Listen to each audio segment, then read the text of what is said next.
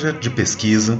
tem como objetivo central analisar a difusão da obra de Heitor Villa-Lobos nos países da América Hispânica. A historiografia, durante muito tempo, a historiografia que pesquisa a obra e a vida do compositor, vem revisitando ao longo dos últimos anos a internacionalização da obra deste compositor, que é visto pela historiografia como um dos mais importantes da história da música. E o destaque para os Estados Unidos, para a presença do Villa-Lobos nos Estados Unidos e na França, é central nos estudos sobre o compositor. O objetivo desse trabalho é exatamente tentar deslocar esse eixo e pensar um pouco qual o papel da obra do compositor em relação à política do Estado Novo, em relação à política nacionalista da era Vargas, em relação aos países da América Hispânica. Em especial, a presença de Villa-Lobos no Uruguai e na Argentina em 1940. A terceira chegada de Villa-Lobos na Argentina se dá no meio de um cenário modificado. As relações econômicas com a Europa, em crise devido à guerra, estavam se tornando relações interamericanas e, diante disso, a cultura dos Estados Unidos se aproximava com vigor do Brasil e da Argentina, tanto para garantir um terreno para o comércio, como para alinhar o Brasil com a Tríplice Aliança. Com o declínio da força econômica europeia, os Estados Unidos começam a preencher o papel de centro de articulação do comércio em relação ao Brasil e Argentina. Em meio a tudo isso, Villa-Lobos tinha a missão de estreitar os laços políticos com a Argentina e de buscar um senso de irmandade entre as duas pátrias. Portanto, seu papel era demonstrar que a terra dos tupiniquins era solo frutífero para o crescimento de ambas as economias. Do ponto de vista musicológico, a visita de Villa-Lobos ao Uruguai em 1940 representa um grande impulso musical, além de um estreitamento de laços entre ele, André Segovia e Abel Carlevaro. A partir de 1940, Villa-Lobos estabelece fecundas trocas com Carlevaro, que foi um expoente da técnica do violão, além de ser um dos primeiros intérpretes dos prelúdios do maestro. Em 1943, no Teatro Municipal do Rio de Janeiro, Carlevaro apresenta oficialmente pelo menos 2 dos prelúdios para violão de Villa-Lobos. A partir dessa data, a amizade entre os dois se intensifica, sendo que Villa-Lobos passou a ser uma referência para Abel Carlevaro, como músico e compositor, enquanto que Carlevaro representa um jovem e promissor talento disposto a encarar a desafiadora obra de violão do mestre brasileiro. Bom, e uma de nossas principais fontes foi o acervo Curtilange, localizado na biblioteca da Universidade Federal de Minas Gerais. Foi lá que nós levantamos uma série de documentos, cartas, imagens trocadas entre Villa-Lobos e Curtilange, mas não só entre eles, entre Villa-Lobos e outros interlocutores, entre Curtilange e outros interlocutores, de modo que o entendimento historiográfico sobre o cenário no qual Villa-Lobos e Curtilange estavam inseridos fosse determinante para entender quais eram os seus interesses culturais, seus interesses políticos. Então, esse levantamento historiográfico, fundamentado com uma metodologia historiográfica, nos possibilitou entender não só o Villa-Lobos dentro de um cenário musical, mas dentro de um cenário de relações políticas, relações internacionais dentro de um contexto de americanismo musical de um período entre guerras, entre Primeira e Segunda Guerra Mundiais.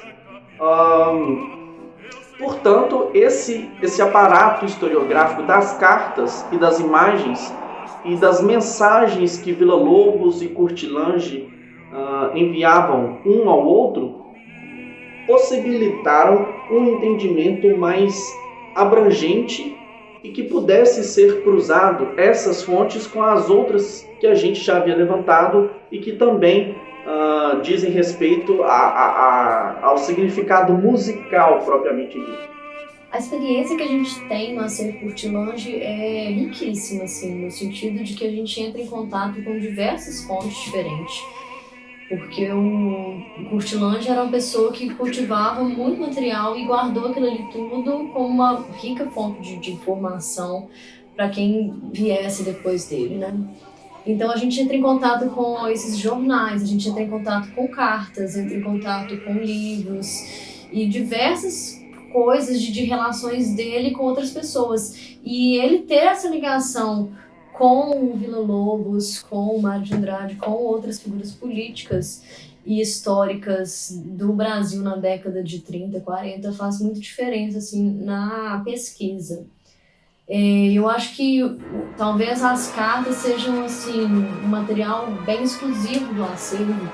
e que venham dar grande riqueza para a nossa pesquisa, porque a gente consegue conectar as cartas e as conversas, os diálogos entre o Curtilange e outras figuras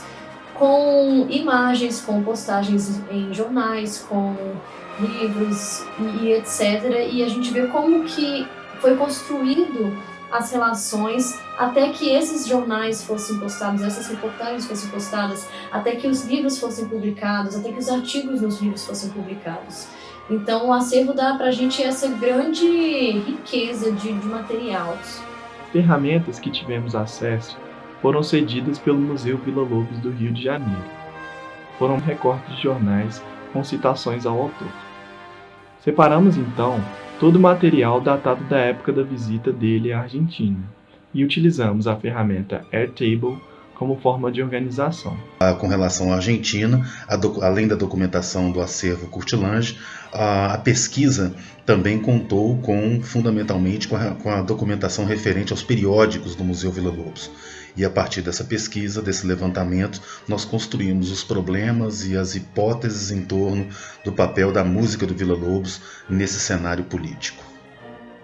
E em se tratando de Getúlio Vargas e de jornais brasileiros, de documentos brasileiros, é importante a gente frisar o papel decisivo do Departamento de Imprensa e Propaganda criado pelo governo de Getúlio Vargas em dezembro de 1939. Em 1940, esse Departamento de Imprensa e Propaganda se intensifica, ele se desmembra para os outros estados brasileiros a fim de controlar todo o conteúdo midiático que circulava nos jornais, nos rádios, de modo que só circulasse uma versão positiva do governo Getúlio Vargas, uma versão que contribuísse para o seu projeto nacionalista dentro do contexto do Estado Novo e, por conseguinte, sendo Villa-Lobos um dos membros desse governo, né, um dos atores mais importantes do governo Getúlio Vargas, este se beneficiou de modo decisivo dessa imagem positiva, sendo ele um interlocutor entre o Estado e outras nações como Argentina e Uruguai, dentro de um contexto de relações internacionais, dentro de um contexto de período entre guerras. A presença do Villa-Lobos, tanto no Uruguai quanto na Argentina, envolveu uma articulação complexa entre as embaixadas dos três países, né? A embaixada brasileira na Argentina e no Uruguai, fundamentalmente, foram importantes para essa articulação política, né? E o levantamento das cartas trocadas entre Villa-Lobos e Curtilange demonstrou um debate intenso em torno do repertório, em torno da articulação de uma logística sobre os concertos realizados no Uruguai, um concerto sinfônico, um concerto de câmara, o mesmo na Argentina também em relação aos concertos.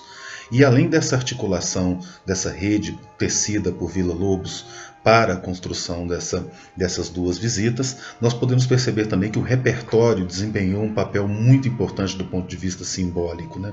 Naquele contexto de guerra, por exemplo, na Argentina, a apresentação da Sinfonia A Guerra, escrita em 1919, né? Bem antes daquele ano de 1940,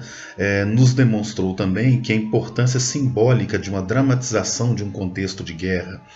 naquele ano de 1940 era fundamental para os interesses do governo Vargas, né, naquele contexto da ditadura Vargas, para a articulação econômica com os vizinhos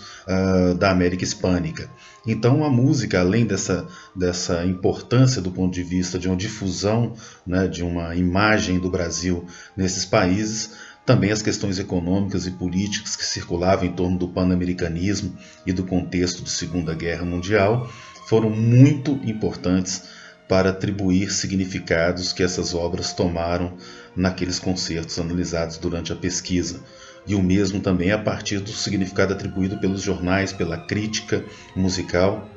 que trouxe diversos elementos né, simbólicos para a música de Villa-Lobos, que a associa exatamente àquele contexto político internacional, o que faz com que a articulação historiográfica do papel de Villa-Lobos enquanto embaixador brasileiro em diversos contextos, né, seja um caminho fecundo para as pesquisas em torno do papel de Villa-Lobos para o nacionalismo brasileiro e para a construção de uma imagem do Brasil a partir da sua música e a partir de diferentes contextos históricos. E a gente entra em contato com diversos textos e autores que falam teorias e trazem perspectivas que a gente nunca teria entrado em contato se não fosse a partir da pesquisa científica. Fora isso, a gente também tem contato com muito material diferenciado, sejam as cartas, sejam os jornais, ou imagens, fotografias, e isso acaba trazendo um universo diferente do universo que a universidade em si já proporciona para quem não participa desse meio de iniciação científica. Participar de um projeto de pesquisa, especialmente esse sobre o Villa-Lobos, é enriquecedor por vários motivos, mas dois deles são extremamente importantes. O primeiro é que aprende-se a construir um processo metodológico de investigação historiográfica, e em se tratando de música e de relações socioculturais, isso se faz extremamente importante e impossível de desassociar com a música propriamente dita. E o segundo ponto é que entende-se mais sobre o contexto musical, e eu que sou músico, não posso lidar com a melodia, com a canção de um compositor sem entender as suas relações, os seus significados, as suas visões de mundo, de sociedade, inerentes ao processo composicional, inerentes à sua obra. Os resultados dessa pesquisa foram publicados em artigos e participação em congressos, né, que vem acontecendo ao longo deste último ano e deste ano também, né? Então nós temos uma discussão que se verticalizou na presença do Villa-Lobos no Uruguai inicialmente, na Argentina no segundo momento, e a partir dessas pesquisas no acervo, com a documentação associada às cartas e jornais fundamentalmente, nós podemos perceber o papel do Courtelange como um agente cultural para que essas visitas fossem realizadas, em especial a visita ao Uruguai, né? E a documentação mostra como que os jornais difundiram a imagem e a obra do Villa-Lobos e qual o papel simbólico também das composições